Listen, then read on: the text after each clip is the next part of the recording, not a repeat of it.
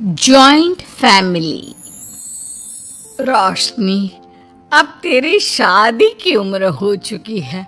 सब तेरे लिए लड़का देख रहे हैं और तू है कि 8-9 बजे बिस्तर से उठ रही है। मम्मी, क्या आप भी सुबह सुबह ज्ञान दे रही हो? सोने तो दो कम से कम। क्या करें, अब तेरी हरकतें ही ऐसी हैं। चल अब बिस्तर छोड़ और मेरे साथ खाना बनाना सीख। नहीं, मैं नहीं बना रही खाना वाना। आप प्लीज जाइए ना यहाँ से। रोशनी की बातों से निराश होकर निशा वहां से चली जाती है। निशा, तुम रोशनी को घर का कामकाज क्यों नहीं सिखाती? अगर यही हाल रहा फिर तो 2 दिन में उसके ससुराल वाले उसे यहाँ छोड़कर चल देंगे। मैं तो बहुत कोशिश करती हूँ उसे घर की जिम्मेदारियां सिखाने की, लेकिन वो मेरी सुने तब ना। आप तो जानते ही हैं ना कि वो कितनी जिद्दी है। हमें निशा के लिए एक ऐसा लड़का ढूंढना होगा जिसका भरा पूरा परिवार हो। सास ससुर से लेकर जेठ जेठानी देवर ननद सब हो। यहाँ ना सही, लेकिन शादी के बाद उसे वहां अपनी जिम्मेदारियों का एहसास जरूर होगा। कुछ दिनों के बाद रोशनी का परिवार उसके लिए लड़का देखना शुरू कर देता है और एक दिन चिराग नाम का लड़का रोशनी को देखने अपने परिवार के साथ उसके घर पहुंच जाता है। देखिए भाई साहब, मैं पहले ही आपको बता देती हूँ, हमारा परिवार बहुत बड़ा है। इसलिए अगर आपकी लड़की हमारे घर की जिम्मेदारियाँ बिना नान नुकुर के उठा सकती है, तभी हम ये रिश्ता पक्का करेंगे। अरे ये भी कोई बोलने वाली बात है बहन जी। हमारी रोशनी आपके पूरे परिवार को बैठे बैठे खिला सकती है। इतनी जिम्मेदार है मेरी बेटी। अगर ऐसी बात है फिर तो हमें इस रिश्ते से कोई आपत्ति नहीं है। तो फिर चट मंगनी पट ब्याह के बारे में क्या ख्याल है? हाँ हाँ बिल्कुल। शादी में देर किस बात की? 3 हफ्ते बाद ही शादी का शुभ योग है। अगर आपको कोई दिक्कत ना हो तो हम इनकी शादी भी 3 हफ्ते बाद ही करा देते हैं। अरे हमें इसमें कोई परेशानी नहीं है। इस तरह दोनों परिवारों में शादी की तैयारियां शुरू हो जाती है और कुछ ही दिनों बाद रोशनी की शादी चिराग से करा दी जाती है।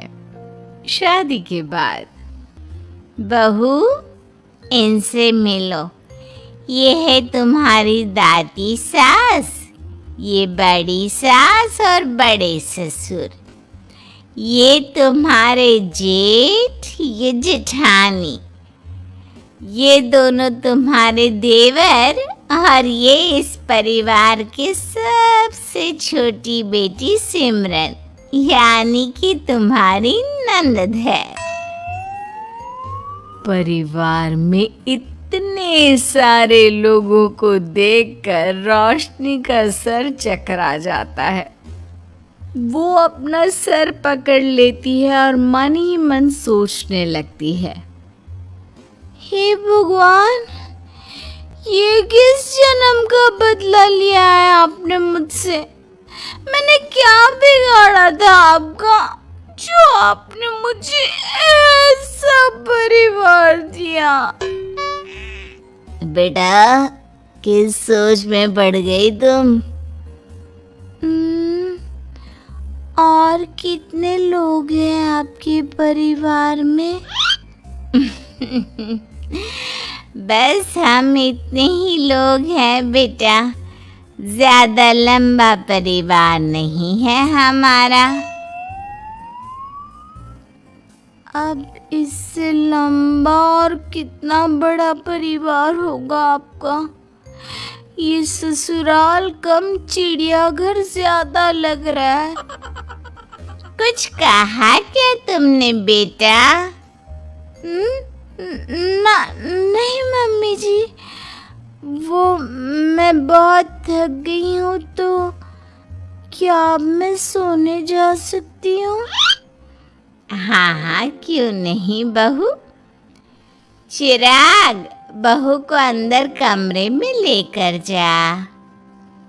जी माँ। चिराग रोशनी को अंदर कमरे में लेकर जाता है। चिराग, मुझे यहाँ नहीं रहना, मुझे अलग रहना है। ये तुम क्या बोल रही हो रोशनी? अभी तो आई हो तुम और अभी अलग होने की बात कर रही हो। परिवार वालों को पता चलेगा तो कितने दुखी होंगे वो लोग।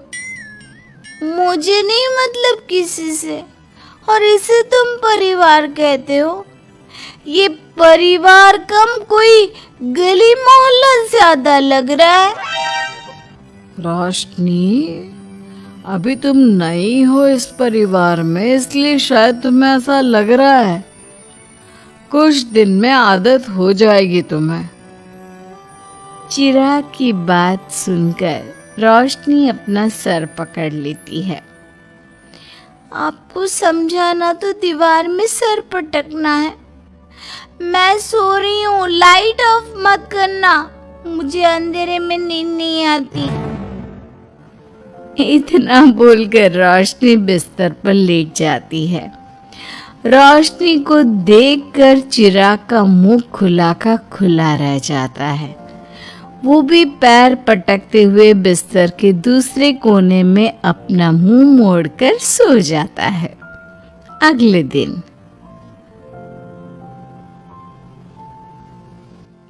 देवरानी जी, आप उठ भी जाइए, सुबह के 6 बज चुके हैं। सोने दो ना मम्मी, क्यों परेशान कर रही हो? देवरानी जी, मैं आपकी मम्मी नहीं, जेठानी हूँ। सुबह सुबह क्या मजाक है मम्मी? इतना कहकर रोशनी अपनी आंखें मसलते हुए उठती है और अपनी जेठानी को देखकर चौंक जाती है। दीदी, आप यहाँ? पिछले 1 घंटे से तुम्हें उठा रही हूँ, लेकिन तुम हो कि अब उठ रही हो। लेकिन अभी तो सिर्फ 6 बज रहे हैं, आपने मुझे उठाया क्यों? वो इसलिए क्योंकि आज तुम्हारे इस घर में पहली रसोई है, तो खाना आज तुम्हें ही बनाना होगा ना। क्या? मुझे पूरे मोहल्ले के लिए खाना बनाना पड़ेगा? नहीं रोशनी, तुम्हें पूरे मोहल्ले के लिए नहीं, सिर्फ परिवार के लोगों के लिए ही खाना बनाना है। आपका परिवार किसी मोहल्ले से कम है क्या? कुछ कहा क्या तुमने? हाँ, नहीं दीदी, आप चलिए, मैं अभी फ्रेश होकर आती हूँ। आरती वहां से चली जाती है, जिसकी थोड़ी देर बाद रोशनी भी रसोई में जाकर मजबूरी में सबके लिए खाना बनाने लगती है। पूरे 2 घंटे मेहनत करने के बाद उसका खाना बनकर तैयार होता है। वाह बहू, खाना तो बड़ा स्वाद बना है। सच में बहू, तुमने भले ही बहुत देर लगाई खाना बनाने में, लेकिन खाना बहुत स्वादिष्ट बना है। आपके हाथों में तो जादू है देवरानी जी। मैं तो कहती हूँ अब से रोज आप ही खाना बनाया कीजिए, क्यों मम्मी जी? हाँ हाँ बेटा, बिल्कुल ठीक कहा तुमने। रोशनी, आज से रोज तुम ही खाना बनाना। ये सुनकर रोशनी चौंक जाती है। खाना खाने के बाद सभी लोग रोशनी को शगुन का नेक देते हैं और फिर अपने अपने रूम में चले जाते हैं। क्या यार रोशनी, इतना टेस्टी खाना बनाना जरूरी था क्या? अब फंस गई ना तू। ये सब माँ पापा की वजह से हो रहा है, उनके कारण मुझे ये सब झेलना पड़ रहा है। रोशनी गुस्से में अपने रूम में जाती है और अपनी माँ को फोन मिलाती है। मम्मी, मैं आपको कभी माफ नहीं करूंगी। आपने जानबूझकर मुझे इतने बड़े परिवार में भेजा है, जहाँ मुझे सांस लेने की भी फुर्सत नहीं है। हमने ये सब इसलिए किया ताकि तू अपनी जिम्मेदारियां निभाना सीखे। अब मायके की तरह ससुराल में भी अपनी जिम्मेदारियों से मुंह मत मोड़ लेना। मुझे नहीं रहना माँ यहाँ। इस घर में जितने लोग हैं उतने तो हमारे गली मोहल्ले में भी नहीं थे।